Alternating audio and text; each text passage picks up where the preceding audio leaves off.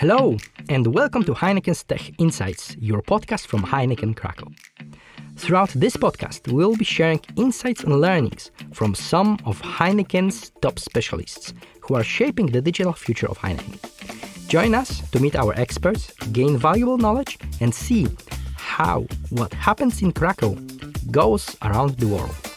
I am Mateusz Komander, your host, and I'm excited to introduce our next series, Securing the Future, about cybersecurity at Heineken.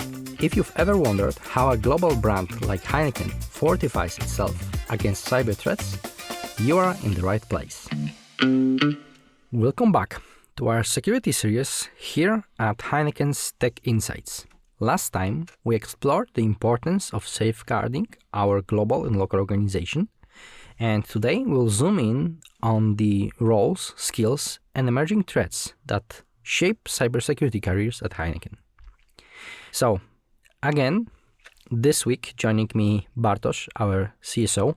So, Bartek, nice to have you here again. Hello, nice to be here, thank you. So, for those curious about joining the world of cybersecurity, let's talk about maybe what skills are most valued and how to chart a path into this dynamic field. But maybe you could also share a little bit of insights how actually you are able to pick up that role. Yeah, so basically, I started my Heineken career about 4 years ago. First of all, I joined the local IT team. I was the IT service coordinator, and I worked quite closely with my predecessor, with CSO. So basically, I had a good overview of what is required, what a CSO does, because I was doing a lot of IT related stuff, a lot of reporting, a lot of activities for our CSO, and basically when our CSO was leaving for his next role, he just suggested that maybe I would try to get that CSO role, as he said that always our cooperation was nice and my understanding is good, and I thought to myself, yeah, why not? This area is quite interesting, so why not? So I gave it a shot. So basically all my career was inside IT, but there is no IT without IT security. So those security topics were always present during my career path. So yeah, that suggestion was good. I applied to the position, and in the end, I was selected as a new CSO for HEINEKEN Kraków. Okay, and I know that you've already last week mentioned a little bit of your key responsibilities and that you are supporting the global operations around. But what's the, let's say, core difference, or if there is anything else that you mentioned already last week, what are the other differences between your role and a, let's say, typical global officer or global security officer? Mm-hmm. We need to understand the structure of global security within Heineken. So basically, there are multiple teams. They act in different areas. So we have teams like security by culture, which basically they deal with security awareness topics. We have IAM team that manages access rights, and we have a huge team, CDO. It's the abbreviation from Cyber Defense and Operations. So this is, so to speak, the main security team in Heineken. So this team provides various services like, for instance, vulnerability management. They are continuously scanning our network, our applications for any vulnerabilities, and whenever they find something, they address it locally, right? right? So basically they assign their findings to us locally, and our role as local cybersecurity officers, we just need to make sure that we locally are compliant. So when it comes to vulnerability, in this example, we just need to make sure that all of those holes are patched as soon as possible. What's CDO, so Cyber Defense and Operations, what they do also, it's basically, as I said, constant monitoring our IT systems to prevent any threats. So they deal with threat prevention. So whenever our tools that are in place, constantly monitoring, constantly watching, when they find something out of ordinary, our CDO teams are just acting on it immediately, right? And in case they need local support, right? So whenever they find something that one of the local users is connected with, I am as CSO, I do contact that user, I do get all the information that they need, working closely as well with IT to, if needed, to reset passwords, to disconnect the potentially endangered user from our network, right? So basically, we as cybersecurity officers in HEINEKEN entity, we act on the local level, while CDO and other global teams, they basically act on the global HEINEKEN level. Whenever they see any threat of any problem, any issue on our local end, they are contacting us, and we are helping them with getting to the bottom of the given case. Okay, thank you for this highlight. And you also mentioned, as we started, that for you it was actually a maybe recommendation because you were already close to the CSO. Yes. Previously in that role. But if, let's assume that if in any other OpCo of HEINEKEN, the CSO role would be open, how do you think you could step into the cybersecurity? Maybe not necessarily as a CSO, maybe in the CDO team. How you could step into the cybersecurity in HEINEKEN or HEINEKEN Kraków, and what do you believe, what kind of footsteps or what kind of pathways you should take to be able to step into that role? Mm-hmm. Okay, so there's a distinction, between, as I said a minute ago, between CSO role and CDO members. So basically, I can tell you more about CSO because basically, CDO team members, they are dealing with mostly technical stuff. They are monitoring the networks.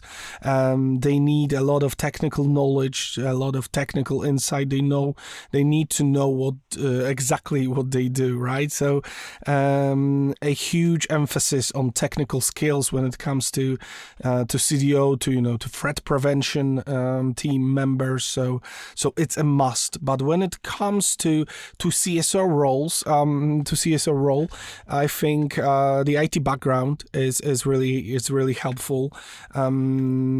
Experience with compliance and security related tasks, analytical skills, because those are very, very important. But what's the distinction is between CSO and CDO team member is, for example, that CSO needs to have strong leadership and communication skills, right? Because basically, as CDO, they deal with their systems. So to speak, cybersecurity officers are CDO's voice, right? Basically, CDO works in the background and they find something, and we need to address it locally. We are becoming, so to speak, the voice, the eyes and ears. So we act on their behalf, right? So I think also very important is in a CSO role, or to somebody who wants to consider starting a career as CSO, is being up to date with the industry standard. The world of cybersecurity is constantly changing, constantly growing. So you need to just be up to date with that. So what else? Maybe knowledge about our authorizations, ERP systems, role management, IAM, access management. It's also good because, cybersecurity, information security, and IT security, it touches a lot, and I mean a lot of areas. It's starting from, security awareness, going through authorizations, going through compliance, industry standards. There are quite a lot of that, but just in the shortcuts should be those. Okay, I think that you mentioned quite a lot about like the knowledge areas that are crucial for the CSO, and you also mentioned quite interesting part that you need to be on top of what's the threats or what the industry standards or what the threats are at the moment. But I do believe you also need to look into or be prepared for the future, and you mentioned that in our last podcast last week about the AI, and I wonder if and how the AI impacted the cyber threats or how they evolved with introduction of that to us. Could you maybe share with us a little bit of how we can stay ahead of the game? Yes, as I mentioned last week, we live in that AI era, if we like it or not, and we are obviously using AI tools to give us an edge. In cybersecurity operations as well, we are using AI-driven security mechanisms. We are using machine learning. That's why we ask our users basically to report everything out of ordinary, so to give those systems a chance to learn. But basically, there's the other side of the coin here. Cyber criminals, so-called hackers, right? They are using AI as well. We are trying to combat fire with fire, right? They are using AI to attack us. We are using AI to defend ourselves. When it comes to AI related threats, basically with generative AI usage within the company, not contracted ones, so not the ones that we've built in house or we've contracted to have a full control over those.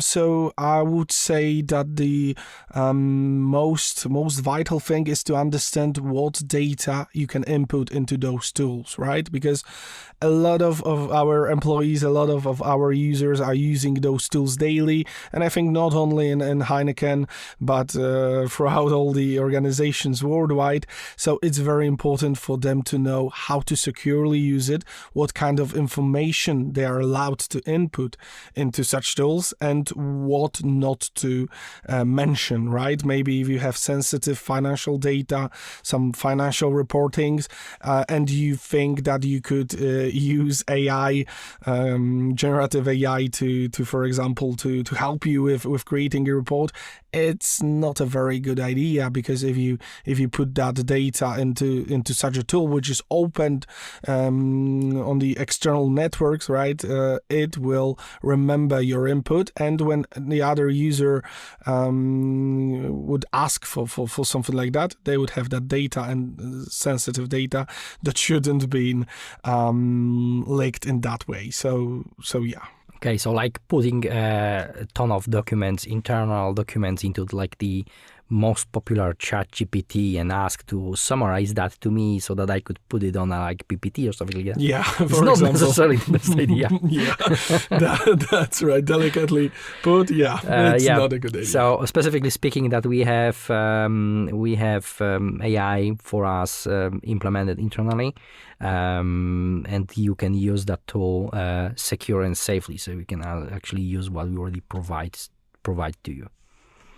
Finally, for maybe someone intrigued after those two great podcasts, maybe someone who is intrigued by cybersecurity and maybe considering a career in this field, on one hand, what guidance or tips would you share with that? And on the second hand, are there any, standards or worldwide recognized certifications that you could recommend? So basically, if someone is considering cybersecurity as a career and starting the path in cybersecurity, first of all, they need to know what area of cybersecurity they are interested in, right? So we have multiple areas like security awareness, like basically that technical cyber security, identity, access management. We have as well a security compliance and reporting area. So basically it depends. When it comes to, for example, security awareness, I think good communication skills would be great when it comes to the tasks that our CDO team members are dealing daily. So technical knowledge, right, about methods of securing organizations. So maybe a bit different things required for different areas. But you know what? For example, when it comes to cybersecurity officer, I think cybersecurity officer should know a lot of things from various areas, right? So they need to know about security awareness practices, technical stuff as well, not that advanced as CDO members, but still that technical knowledge is really essential. So when it comes to technical certifications, I would recommend, I do have one myself, like Cisco, CCNA or more advanced ones, to be able to understand how basically networking works. With that understanding, it's much easier to be able to be a good cybersecurity officer. We also are using a lot of Microsoft tools. So I guess certifications in Microsoft Azure security, Entra ID, for example, those are always good idea. When it comes to those, globally recognized certificates that applies to security, it's from top of my head CISSP, so it's Certified Information Systems Security Professional, or on the other hand, Certified Ethical Hacker. But those certificates mostly for those technical roles. Something like Certified Information Security Manager. It's that would be mostly targeted for security managers, for CSOs as well. That's a good idea. I'm still learning, because you cannot, when it comes to cybersecurity, you just cannot say that you know it all, right? Because that would be a lie, as it's very dynamic, it's very flexible. So a lot you can learn on the actual job, but those trainings, certifications, always a great idea to expand your knowledge, to know what is happening right now in the world of cybersecurity. Wow, so a ton of knowledge. I think that if that's probably specific for most of the roles, that if you really, really want to be maybe not an authority, but be a good one in what you are doing, you really need to follow a quite extensive path to develop yourself and be ready for that challenge. That's right. Okay, so Bartosz, thank you for guiding us today through the skill set and career paths for security strategy or cybersecurity officer. And next time, we'll look at how penetration testing and awareness at Heineken keep our defenses sharp. Don't miss it. To stay connected, be sure to subscribe on Spotify, YouTube, and follow Heineken Global Shared Services on LinkedIn. And remember, here at Heineken, we are always looking for rising stars who are ready to make an impact. If you are interested in joining us, you can explore our open positions at HEINEKENKraków.pl. We'll be back with more insights from Heineken's agile and digital transformation journey, showing how what happens in Kraków goes around the world. Join us next time to keep learning, growing and adapting.